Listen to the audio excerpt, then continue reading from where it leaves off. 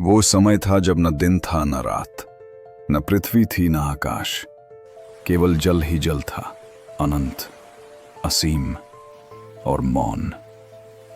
ब्रह्मा सृष्टि के रचयिता कमलासन पर ध्यान मग्न बैठे थे। उनके भीतर समाई थी संपूर्ण सृष्टि की बुद्धि, वेद, वो ज्ञान जिसके बिना सृष्टि असंभव है। परंतु जब एक कल्प का अंत आया, ब्रह्मा थक गए और उनकी आंखें मूंद गईं। उसी क्षण अंधकार की गहराइयों से उत्पन्न हुआ एक असुर, हयग्रीव। उसने ब्रह्मा के मुख से वेदों को चुरा लिया। ज्ञान के बिना संसार अंधकार में डूब गया, वेदों का प्रकाश बुझ गया और सृष्टि संकट में आ गई।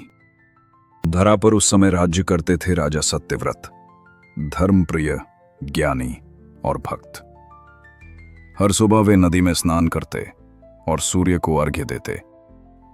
एक दिन जब वे अपने दोनों हाथों में जल लेकर सूर्य को अर्पण कर रहे थे, अचानक उनके हथेलियों में कुछ हिला।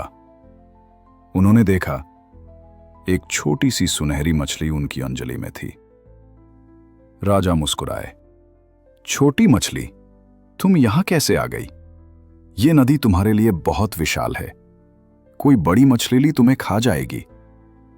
तभी मछली ने मधुर स्वर में कहा, राजन, मैं बहुत छोटी हूं, मुझे संरक्षण दो। जो मुझे शरण देगा उसे मैं कभी संकट में नहीं छोड़ूंगी। राजा सत्यव्रत चकित रह गए। उन्होंने मछली को श्रद्धा से अपने कमंडलों में रखा। रात हुई। राजा ने देखा, मछली अब पहले से कई गुना बड़ी हो चुकी थी। मछली, ये पात्र तुम्हारे लिए छोटा हो गया है, उन्होंने कहा। अब मैं तुम्हें बड़े पात्र में रखता हूं। लेकिन अगले ही दिन वो बड़े पात्र में भी समा नहीं सकी। राजा ने उसे तालाब में छोड़ा और कुछ ही क्षणों में मछली में पूरे तालाब को भर दिया। राजा ने आश्चर्य से पूछा, तुम कौन हो? तुम्हारा ये रूप तो दिव्य है। मछली मुस्कुराई, राजन, मुझे नदी में ले चलो। राजा ने नदी तक पहुंचाया, पर वहां भी वो मछली इतनी विशाल हो गई कि उसका सिर एक किनारे पर और पूंछ दूसरे किनारे पर थी। तभी आकाश गूंज उठा, सत्यव्रत, मैं विष्णु हूं। जल्द ही महाप्रलय आने वाली है। समस्त पृथ्वी जल में डूब जाएगी, परंतु तुम मेरे भक्त हो, तुम्हें मैं मानवता को बचाने का कार्य सौंपता हूं। भगवान बोले, राजन, तुम एक विशाल नौका बनाओ। उसमें 7 महान ऋषियों, सभी जीवों के बीज और औषधियों के बीज रखो। जब जल चारों ओर फैल जाए, तब मैं पुनः प्रकट होऊंगा। मेरे सिर पर एक सींग होगा। तुम उस नौका को मेरे सींग से वासुकी नाग की रस्सी से बांध देना।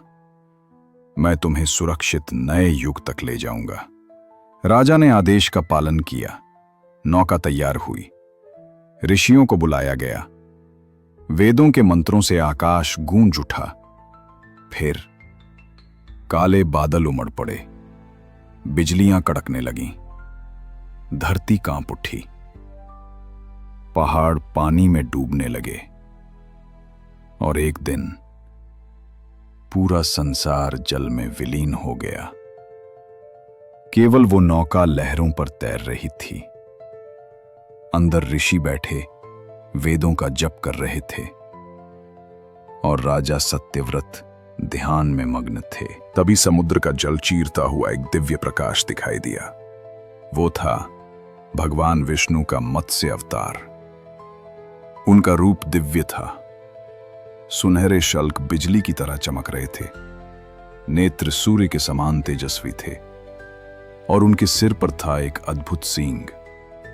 राजन, भगवान की वाणी गूंजी, अब अपनी नौका को मेरे सींग से बांधो और नाम स्मरण करते रहो। राजा ने वासुकी नाग को रस्सी बनाया और नौका बांध दी।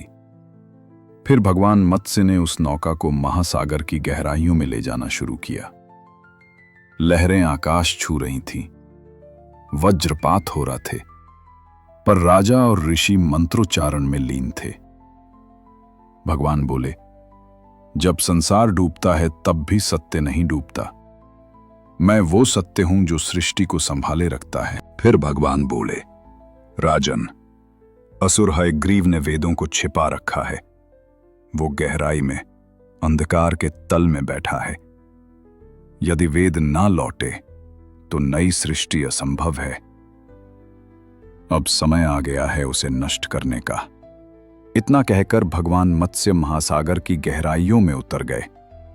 लाखों योजन नीचे, जहां केवल अंधकार था, वहीं असुर हयग्रीव विराजमान था। उसके नेत्र अग्नि के समान जल रहे थे। कौन है जो मुझे चुनौती देता है? उसने गर्जना की। भगवान बोले, मैं वही हूं जिससे तुमने सत्य को छीना। मैं ही वो हूं जो सृष्टि को पुनः स्थापित करेगा। भयानक युद्ध छिड़ गया। लहरें गर्जने लगी। जल अग्नि समान उफनने लगा। फिर भगवान मत्स्य ने अपने सींग से हयग्रीव को भेद दिया। असुर चीत्कार करता हुआ जल में विलीन हो गया। वेदों का प्रकाश पुनः प्रकट हुआ, जगमगाते अक्षरों के रूप में। भगवान ने वेदों को उठाया और उन्हें सप्तऋषियों को सौंप दिया। धीरे धीरे वर्षा थमने लगी। आकाश साफ हुआ। सूर्य प्रकट हुआ। नौका एक पर्वत की चोटी पर आकर ठहर गई। वो था मलय पर्वत। भगवान मत्स्य ने कहा, सत्यव्रत, तुम्हारा तप सफल हुआ। अगले कल्प में तुम वैवस्वत मनु के रूप में जन्म लोगे और समस्त मानव जाति के आदि पुरुष कहलाओगे। अब सृष्टि पुनः प्रारंभ होगी।